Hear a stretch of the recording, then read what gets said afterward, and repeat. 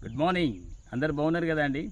ఈరోజు సామెతల గ్రంథం 6వ అధ్యాయం 16వ వచనం ప్రకారంగా దేవుడిచ్చినటువంటి ఏదైతే మనల్ని విసర్జించమన్నాడో వాటి గురించి ఒకసారి చూసుకుందాం. 6వ అధ్యాయం 16వ వచనం ప్రకారంగా యెహోవాకు అసహ్యమైనవి 6 గలవు, 7 ఆయనకు హేమములు.